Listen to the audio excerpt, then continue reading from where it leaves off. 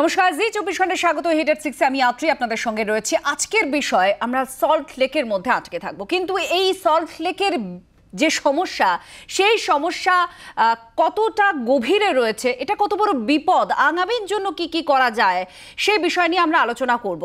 সকাল থেকে আপনাদের সামনে আমরা তুলে ধরেছি নানান অংশ। ঠিক কি হয়েছে সল্ট লেকে, কেন হঠাৎ করে আমরা সল্ট লেক নিয়ে আলোচনা করছি?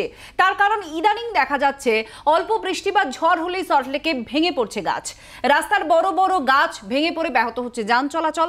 সল্ট লেক, বিধাননগর, রাজারহাটে অন্য জায়গা থেকে মাটি এনে ফেলা হয়েছে।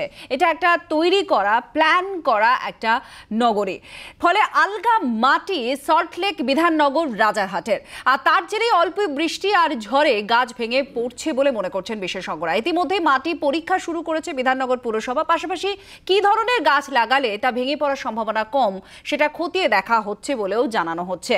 তো প্রথমে আপনাদের সঙ্গে আলাপ করিয়ে দেবো। এই মুহূর্তে আমাদের সঙ্গে আলোচনায় রয়েছেন যারা, প্রথমেই আপনাদের জানায় রয়েছেন সুজীব কর, ভূমিরূপ তত্ত্ববিদ, তিনি আমাদের সঙ্গে রয়েছেন। এই সমস্যা কি, কেন, সেটা আমাদের জানাবেন। রয়েছেন সুভাষ দত্ত, পরিবেশবিদ, তিনি আমাদের জানাবেন যে এর প্রভাব পরিবেশের উপরে কিভাবে পড়ে আর কিভাবে এটাকে বাঁচানো সম্ভব। তার আগে আপনাদের শোনাবো যারা সল্ট লেকের বাসিন্দা এবং সল্ট লেকের এমন কিছু সেলিব্রিটি মুখ যাদের আমরা চিনি জানি, তারা কি বলছেন, তারা কি দেখছেন। আচ্ছা, প্রথমে আপনারা শুনুন দাবারু দিব্যেন্দু বড়ুয়া, তিনি কি বলেছেন, সল্ট লেকের বাসিন্দা তিনি, তার চোখে কি পড়েছে, তিনি কিভাবে এই সমস্যাটাকে ফিল করছেন, দেখুন। আমার ডেফিনেটলি সময় এসছে, হয়তো বিশেষজ্ঞদের সঙ্গে কথাবার্তা বলে পরামর্শ নিয়ে ভবিষ্যতে পরিকল্পনা করতে হবে। এবং যেটা বললেন যে কনক্রিট করে দেওয়া হচ্ছে, সেটা আশেপাশে মানে গাছের চারদিকটা হয়তো সেটা হয়তো সেভাবে মজবুত হতে পারছে না, শক্ত হতে পারছে না, যার জন্য হয়তো কোল্যাপস করছে।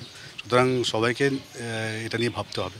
ভেবে ডেফিনেটলি মনে হয় যে প্রশাসনকে এগিয়ে আসতে হবে, সলিউশন বের করতে হবে, যাতে আমরা এই গাছগুলোকে যাতে রক্ষণাবেক্ষণ করতে পারি, নতুন গাছ যাতে লাগানো যাতে সেইগুলো যাতে ভালো মতন পরিচর্যা পেতে পারে। এবং তাদের শুধুমাত্র আমি খালি শুধুমাত্র প্রশাসনকে দোষ দেবো না, আমাদেরও সবাইকে সচেতন হতে হবে। বিশিষ্ট ডক্টর সুকুমার মুখোপাধ্যায়, তার কি অভিমত, তিনি কিভাবে দেখছেন এই সমস্যা, শুনুন। আমার মনে হয় প্রথমে জানা দরকার কোন গাছগুলো বেশি ডিপ রুটে দিলে ভালো হবে, কোনগুলো অল্প স্তরে রাখলে ভালো হবে। সৌন্দর্যের জন্যে যেটা করতে গিয়ে অনেক ব্যাঘাত হচ্ছে, সেই জন্যে এটা হর্টিকালচারে যারা অনেক বেশি এক্সপিরিয়েন্স, তাদের কাছে মতামত নেওয়া উচিত। কোন জায়গায় কোন গাছ পুঁতলে কীভাবে রক্ষণাবেক্ষণ ভালো হয়, মানুষের অসুবিধে না পড়তে হয়, সেটা দেখতে হয়। এছাড়াও যখন গাছের ট্রিমিং বলে একটা কথা আছে, অর্থাৎ পুরনো গাছ আছে হলদে হয়ে যাচ্ছে, সেগুলো মাঝে মাঝে ট্রিম করে দিতে হয়। ট্রিম করে দিলে আবার গ্রোথ হয়, তাতে সবুজায়নটা হতে পারে। সেই সবুজায়নের জন্যে আমাদের পরিবেশের পরিবর্তনের জন্য গাছ খুব জনপ্রিয়, এবং এটার জন্য আমাদের দেখতে হয় কিভাবে কি করব চলবো। আরও এক সল্ট লেকের বাসিন্দা শতরূপা সান্যাল, বিশিষ্ট পরিচালক, তার মতামত শুনুন এবার। বিগত বেশ কয়েক বছর ধরে এই যে পরিকল্পনার কথা যেটা বললো, এখনো পর্যন্ত সল্ট লেকে আমি গত প্রায় 20 বছর ধরে আছি, এবং তারও আগে সল্ট লেকে আমার মানে আসা যাওয়া ছিল। পরিকল্পনা মাফিক যে শহরটা তৈরি হচ্ছিল এবং হয়ে উঠছিল, সেটা ছিল মানুষের জন্য এবং প্রকৃতির পক্ষেও ওটা ছিল সহনশীল এবং যথেষ্ট সুন্দর। যে গ্রিনারি, যে গাছপালা, এগুলো সত্যি সত্যি, এই যে দেখো এখনও তুমি তবু কোকিলের ডাক শুনতে পাচ্ছ, এটা আর 5 বছর বাদে পাবে না। তার কারণ হচ্ছে পরিকল্পনা বহির্ভূতভাবে অজস্র বড় বড় বাড়ি উঠছে, যেটা কিন্তু এই জায়গাটার পক্ষে একেবারেই সমীচীন নয়। এবং মাটির তলা থেকে জল তুলে নেওয়া হচ্ছে, সুতরাং এমনিতে হচ্ছে এটা বালি মাটি, তারপর যদি তলাটাকে ফোঁপড়া করে দেওয়া হয় তাহলে এমনি এই মাটি পড়ে যেতে শুরু করবে, দুর্বল হতে শুরু করবে। এই যে ধরো এক একটা ঝড় আসছে, সামান্য ঝড়, তারপরেই রাস্তাঘাট বন্ধ হয়ে যাচ্ছে, তার কারণ সব বড় গাছগুলো পড়ে যাচ্ছে। বড় গাছগুলো যে দাঁড়াবে তার জন্য যে গ্রিপটা দরকার, সেই গ্রিপটার পেছনে একটা সায়েন্টিফিক ভাবনা চিন্তা দরকার। এখান থেকেই আলোচনার অংশে আসবো। আমি প্রথমেই সুজীব কর তার কাছে যাব। সুজীব বাবু, যেটা শতরূপা সান্যালও বললেন যে একটা পরিকল্পনা মাফিক সহনশীল প্রকৃতি এবং মানুষ এবং সৌন্দর্য এই দুটো বিষয়কে প্রাধান্য দিয়ে এটা একেবারে শুরু থেকে সল্টলেকে তৈরি করা হয়েছে, কিন্তু পরিকল্পনাহীনভাবে বড় বড় বিল্ডিংয়ে তৈরি হচ্ছে, উনি যেটা অভিযোগ করলেন একজন বাসিন্দা হিসেবে। আপনার কি মনে হয় এই সমস্যাটার যার মানে শেকড়টা ঠিক কোথায় রয়েছে? অ্যাকচুয়ালি দেখুন, ব্যাপারটা হলো সল্ট লেক তো আপনারা জানেন যে অ্যাকচুয়ালি লবণ হ্রদ বলা হতো। অ্যাকচুয়ালি আগে ছিল বিভিন্ন ধরনের জলাশয়গুলো, লবণ হ্রদ। ফলে সেই কারণের জন্য গঙ্গা নদী থেকে পলিমাটিকে তুলে নিয়ে এসে ওখানে অ্যাকচুয়ালি ফেলা হয়েছে। গঙ্গা নদীতে যে পলিটা আপার সারফেস দিয়ে যেটা ফ্লো করে সেটার মধ্যে ম্যাক্সিমামটা কিন্তু স্যান্ড থাকে, বালির পরিমাণটা তুলনামূলকভাবে অনেকটা বেশি। এবারে সেই ধরনের বালি জাতীয় মাটিকে ফেলার ফলে আলটিমেটলি হয়তো ইনিশিয়ালি সারফেসের মধ্যে একটা সেটেলমেন্ট ঘটে, কিন্তু লবণ হ্রদটার প্রকৃতিটা আগে জানতে হবে। এটা অ্যাকচুয়ালি ইচ্ছামতি, বিদ্যাধরী এবং বাগজোলা এই কয়েকটা নদী খাতের দিকে এই সারফেসটার অ্যাকচুয়ালি ল্যান্ডস্কেপ স্লোপ, তার উপরে আমরা আলগা মাটি নিয়ে এসে ফেলেছি। ফলে মাটিটা উপরে পড়ে আছে, তলার সারফেস এবং যে জলবাহী শিলাস্তর তারা কিন্তু বিন্দুমাত্র পরিবর্তিত হয়নি। ফলে ওপরের থেকে যখনই বৃষ্টিপাতটা আসে, যখনই মাটির মধ্যে জল প্রবেশ করে, তারা কিন্তু এই তিনটে খাল বা নদীর দিকে আস্তে আস্তে ধৌত প্রক্রিয়ায় ধুয়ে বেরিয়ে যাচ্ছে। তার মানে মাটির তলাটা কিন্তু বেসিক্যালি ফাঁপা হয়ে যাচ্ছে। দ্বিতীয় যেটা গুরুত্বপূর্ণ জায়গা, যেটা এক্ষুনি অবজেকশনও দিলেন, যে প্রচুর পরিমাণে ভৌম জল তুলে নেওয়া হচ্ছে, যার ফলে মাটিতে কিন্তু ওয়াটার লেভেলটা এক্সট্রিমলি ফ্ল্যাকচুয়েট করে। এবং সল্টলেকে গত 3 বছরে ওয়াটার লেভেল ফ্ল্যাকচুয়েট করতে দেখা গেছে প্রায় 40 মিটারের কাছাকাছি। এখন যার ফলে আলটিমেটলি শহরের যে আপার লেয়ারটা সেটা লোয়ার লেয়ারের একটা ভ্যাকুয়াম স্পেসের ওপরে প্রায় হ্যাঙ্গিং কন্ডিশনে আছে, যার ফলে বেসিক্যালি যে শহর সেখানে যদি সত্যিকারে এরকম হাই রাইজ বিল্ডিং তৈরি করা হয় তাহলে কিন্তু অদূর ভবিষ্যতে বড় বড় আরবান স্লাম্পিং পর্যন্ত ঘটতে পারে। ভূমিকম্প হলে বা আমরা এখন দেখছি মেট্রোর কাজের জন্য যে বাড়ির মাটি জল ঢুকে আলগা হয়ে যাচ্ছে, বসে যাচ্ছে, এটা একটা কারণ হিসেবে দেখানো হচ্ছে ওখানে বাড়ির ক্ষতির পেছনে। তো এরকম তো ইনসিডেন্ট এক্ষেত্রেও করতে পারে। অ্যাকচুয়ালি বিষয়টা ঠিক তাই, অর্থাৎ পুরো শহরটাই একটা হ্যাঙ্গিং কন্ডিশনে চলে এসেছে আস্তে আস্তে, ঝুলছে। হ্যাঁ, এবং যার ফলে আলটিমেটলি কোনো জায়গাতে হয়তো সারফেসটা অ্যাটাচড কন্ডিশনে আছে। যদি সেখানে কন্টিনিউয়াসলি ভাইব্রেশন হয়, অর্থাৎ মেন রাস্তার পাশগুলোতে ভাইব্রেশন হচ্ছে, এবং সেখানে যখন বর্ষাকাল আসে, যখন জল মাটির মধ্যে প্রবেশ করে, সেই মাটি কিন্তু অত্যন্ত দ্রুত গতিতে কোমল হয়ে যায়, নরম হয়ে যায়, আরো আলগা হয়ে যায়, এবং তার মধ্যে দিয়ে জলটা পাস করার সুযোগ পায়। এবং তার ফলে আলটিমেটলি যে সাবসারফেস ছোট ছোট টানেল তৈরি হয়ে যাচ্ছে মাটির মধ্যে, এবং তার ফলে গাছের এই যে গোড়াগুলো সেগুলো কিন্তু পুরো লুজ অবস্থায় থাকে। ফলে হালকা ঝোড়ো হাওয়া যদি হয় তাহলে কিন্তু দমকা হওয়াতে এই গাছগুলো নিশ্চিন্তে পড়ে যাবে। যে গাছগুলো উল্টে পড়েছে আপনারা গেলে দেখতে পাবেন, গাছের কিন্তু গভীরে কোনো শেকড় নেই, পাশাপাশি গাছের শেকড় কিন্তু ছড়িয়ে পড়তে পারছে না।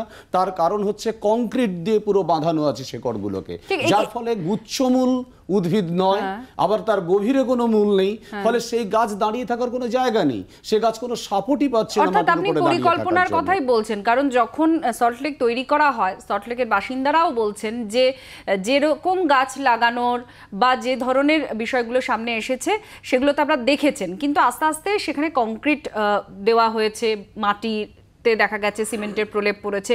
এখানেই আমি সুভাষবাবু একটু জানতে চাইবো, আপনারা যখন শুরুর দিকে সল্টলেক দেখেছেন এবং এখন সল্টলেক দেখছেন, ফারাকটা কি, যা মানে যার প্রভাব মনে করছেন যে এটা হতে পারে, গাছ পড়ে যাচ্ছে যখন তখন সামান্য হাওয়া বৃষ্টিতে, এটার কারণ কি আপনার মনে হয়? মানে অবস্থাটা এমন যে ঝড় হলে বা বৃষ্টি হলে যে গাছ পড়ছে তা নয়, ঝড়ের পূর্বাভাস হলেই গাছ পড়ে যাচ্ছে। এটা শুনতে খারাপ লাগে, ঠিকই শুনতে খারাপ লাগে, কিন্তু এটা ঘটনা। তো এই যে তোমার ক্যাপশনে দেখছিলাম যে নরম মাটি, শুধু নরম মাটি নয়, চরম ঘাটতি রয়েছে। ঘটনাটা হচ্ছে যে আমরা মানুষের স্বাস্থ্য এবং ইসের জন্য আমরা মানে দুয়ারে রেশন পৌঁছে দিচ্ছি, আর গাছের গোড়াতে আমরা কি পৌঁছচ্ছি? কংক্রিট। একটা গাছ, প্রথম কথা হচ্ছে সয়েল ক্যারেক্টার, সেটা তো ঠিক কথা। মানে যদি আমার সেই সময় এই অ্যাক্টিভিজমটা থাকতো, আমি সল্টলেক তৈরির সময় আমি ভীষণভাবে বিরোধিতা করতাম। এই যে সূচনা, একটা যদি মানে বিশিষ্টভাবে সক্ষম যাদের আমরা বলি, জন্ম থেকেই যদি কেউ হয় তাকে খুব একটা সেরকমভাবে দৌড়ানো বা হাঁটানো যায় না। মানে আপনি বলছেন যে পরিকল্পনার অভাব আপনি দেখছেন? না, পরিকল্পনার অভাব নয়, এটার কনসেপ্ট মানে যখন কনসিভ করেছে এই আইডিয়াটা সেই সময়, আজকে আমরা ওয়েস্ট ক্যালকাটা ওয়েটল্যান্ড বলছি, এই যে ধুপির বিল, ঘুনির বিল, আমি নিজে সার্ভে করেছি 1998-99-এ, কি স্লোপ, এবং সেগুলোকে সমস্ত আমরা বন্ধ করে দিয়েছি। জল তার গতি হারিয়ে ফেলেছে, মানে সারফেস ওয়াটার। আর আন্ডারগ্রাউন্ড ওয়াটার কলকাতায় নেমে গেছে 34 ফুট, সল্ট লেকের হিসেবটা আমরা জানি না, তবে ফ্লাকচুয়েশন বললেন 40 মিটার, সেটা হচ্ছে ফ্লাকচুয়েশন। কিন্তু আমি ফ্লাকচুয়েশনে যাচ্ছি না, কতটা ক্যাভিটি হয়েছে তার একটা হিসেব কিন্তু সেন্ট্রাল গ্রাউন্ড ওয়াটার বোর্ড দিয়েছে, কিন্তু এখন তারা ওয়েবসাইটে রাখছে না। সল্ট লেকে কিন্তু এই ব্যাপারটা খুব দ্রুত গতিতে হচ্ছে, তার কারণ যে সয়েল ইরোশন দুভাবে হয়, একটা মানে আন্ডার দি গ্রাউন্ড, একটা ওভার দি গ্রাউন্ড, দুটোর ক্ষেত্রেই আমরা কিন্তু টোটালি, এবং গাছের হেলথ, এই যে আমি স্ট্রিপ প্লান্টেশন করেছি, স্ট্রিপ প্লান্টেশনের কিন্তু কতগুলো পদ্ধতি আছে, কতগুলো ফর্মুলা আছে, কী ধরনের স্পেসিস লাগাবো। কলকাতায় হঠাৎ করে 70-এর দশকে 80-র দশকে গাছ লাগাও, দেখা গেল অশোক গাছ লাগাচ্ছি, কৃষ্ণচূড়া লাগাচ্ছি, রাধাচূড়া, এদের কিন্তু হঠাৎ করে খুব তাড়াতাড়ি বড় হয়ে যায়, দেখতে ভালো হয় যে সবুজায়ন হয়েছে, অনেক কিছু হয়েছে, কিন্তু লং টার্ম ব্যাপারটা কিন্তু থাকে না। সুতরাং বোটানিক্যাল সার্ভে অফ ইন্ডিয়া এবং দেরাদুন এদের কাছ থেকে বিশেষজ্ঞদের আনতে হবে। এটা শুধু রাজনৈতিক নেতা বা চেয়ারের দিকে তাকিয়ে থেকে ওই সো কল্ড কিছু পলিটিক্যাল অ্যাপয়েন্টিস তারা বলবেন সেই অনুযায়ী হবে, তা কিন্তু ঠিক নয়। আচ্ছা, দেবাশিস সেন এনকেডিএ চেয়ারম্যান এখন, তিনি তো, তার বক্তব্য এখানে খুব গুরুত্বপূর্ণ। তিনি কি বলছেন একবার শুনুন। ট্রেডিশনাল গাছ যেগুলো, অর্থাৎ বট, অশ্বত্থ, কদম ইত্যাদি যেগুলো বাংলার গাছ, সেগুলোকে যদি লাগাই, তারা আমাদের বাংলার আবহাওয়া, বাংলার মাটিকে চেনে এবং সেইভাবে তারা শক্তপোক্তভাবে বাঁচতে পারে। হ্যাঁ, একটু টাইম লাগে, তো লাগুক না, সময় কেটে যায়।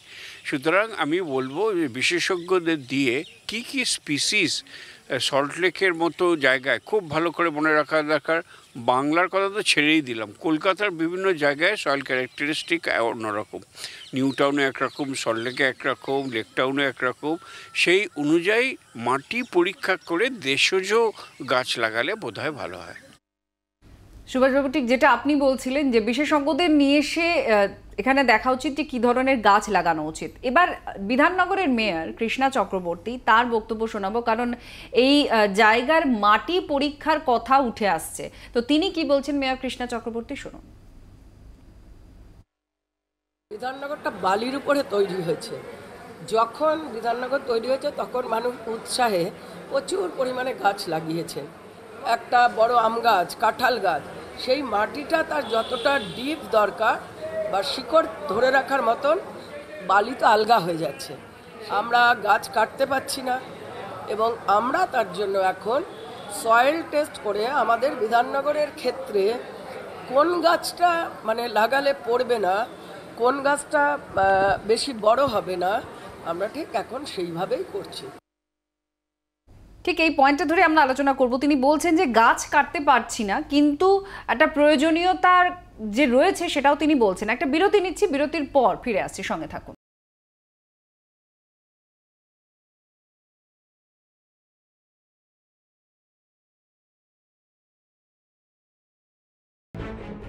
এলাম বিরতির পর। সুজিতবাবু, কৃষ্ণা চক্রবর্তী বলছিলেন গাছ কাটতে পারছি না, সয়েল টেস্টের প্রয়োজনীয়তা রয়েছে। আবার দেবাশিস বাবু বললেন যেগুলো দেশজ গাছ সেগুলো লাগালে পরে মনে হয় ভালো হবে। তো আপনার অভিমত কি এক্ষেত্রে? দেখুন, আপনারা যে একটা ছবি দেখাচ্ছেন না, এত বিশাল আকৃতির একটা বৃক্ষ জাতীয় গাছ, তার কোনো গভীরে কোনো শেকড় নেই। অ্যাকচুয়ালি টোটাল যে মাটিটা, সেই মাটিটাকে আউটসাইড দিয়ে একটা গার্ডওয়াল দিয়ে ব্যারিকেড দেওয়া প্রয়োজন, আদারওয়াইজ মাটি কিন্তু স্লাইড করে যাচ্ছে। আমি যে 3 দিকে স্লোপের কথা বললাম, ওই 3 দিকে স্লোপের দিকে স্লাইড করে যাচ্ছে। এখন সেই মাটিকে গার্ডওয়াল দিয়ে মাটির স্লাইডিংটাকে প্রথমে আটকাতে হবে, তাহলে গাছের রুট, বাড়ির মাটির তলাটাকে আটকাতে হবে। তাহলে গাছের তলা এবং বাড়িগুলো, যে সমস্ত বাড়িগুলো রয়েছে সল্টলেকে, সেগুলোও কিন্তু আস্তে আস্তে ক্র্যাক করতে শুরু করবে। যেমন ঠিক বউবাজারে আপনারা দেখতে পাচ্ছেন পাচ্ছেন পর ক্র্যাক হয়ে যাচ্ছে। এবারে আমরা আর্টিফিশিয়ালি বাইরের থেকে দেখি, ভাবি যে দুটো বাড়িকে ভাঙলাম, সারিয়ে দিলাম, তারপরে ঠিক হয়ে যাবে, দুটো গাছ পড়ে যাচ্ছে, পরের গাছটাকে হয়তো আটকে রেখে যাব, কিন্তু টোটাল অঞ্চলটাই আলটিমেটলি কিন্তু নষ্ট হয়ে যাচ্ছে। আমাদের সময় খুব কম, আমি একেবারে শেষে আসবো সুভাষবাবু আপনার কাছে। এখান থেকে আপনার কি মনে হয় কিভাবে সল্টলেকের মাটিকে বাঁচানো যায়? যেটা সল্টলেকের মাটি বাঁচানো, সল্টলেকের সয়েল টেস্ট তো বললেনই ওখানকার যিনি পুরো আর উপায় কোনো চটজলদি উপায় আছে কি? ওখানে কি গাছ লাগানো হবে সেটা ঠিক করা, তার সাথে দুটো জিনিস আমাদের খেয়াল রাখতে হবে। একটা হচ্ছে গাছের স্বাস্থ্য পরিচর্যা নিয়মিতভাবে করতে হবে, আর গাছ যে সুন্দর ডান্স করে, উদয়শঙ্কর থেকেও ভালো ডান্স করে। এই যে যখন একটু ঝড় বা বৃষ্টি হয়, গাছ না দুলতে পারে না, আমরা এমনভাবে ট্রিম করি গাছ একদিকে হেলে যায়। এই যে গাছকে নিত্যছন্দে যদি আমরা ফিরিয়ে আনতে না পারি এবং তার যদি স্বাস্থ্য পরিষেবা বা পরিচর্যা না করি, সয়েল টেস্ট করে বা ঠিক স্পিসিস, দেবাশিস যেটা বলছি এটা তো আমরা মানে ছোটোবেলা থেকেই জানি যে লোকাল গাছ এবং বেশি পাতাওয়ালা গাছ, কেন এনভায়রনমেন্টের পক্ষেও সেটা খুব জরুরি, লং সাস্টেনেবিলিটির জন্য জরুরি যে কি গাছ লাগাবো। উপায় আছে? উপায় নিশ্চয়ই উপায় আছে। এইগুলো করতে হবে, ঠিক গাছ লাগাতে হবে, পরিচর্যা করতে হবে, গাছকে ডান্সিং পজিশনে নিয়ে আসতে হবে। এবং আরেকটা গুরুত্বপূর্ণ জিনিস, সল্টলেকে কিন্তু জলের মধ্যে দূষণ একটা গুরুত্বপূর্ণ সমস্যা, সেটাকেও কিন্তু এই গাছের দ্বারাই সমাধান করা যায়, আর্সেনিক পলিউশনের মতো সমস্যাগুলোকে যদি প্রপার গাছটাকে, এত সমস্যার সমাধান গাছ করে দিতে পারে বলেই আপনি মনে করছেন। অনেক ধন্যবাদ আমাদের দুজন গেস্টকে, সুজীব কর এবং সুভাষ দত্ত। দুজনেই বললেন যে সল্টলেকের মাটি আলগা হচ্ছে, আর এই মাটি ধরে রাখতে গেলে একমাত্র গাছই পারে, আর গাছ লাগালেই হবে না, পরিচর্যার প্রয়োজন, আরো পরিকল্পনারও প্রয়োজন রয়েছে। এখানেই শেষ করছি। অন্যান্য সব খবরের জন্য দেখতে থাকুন জি 24 ঘন্টা।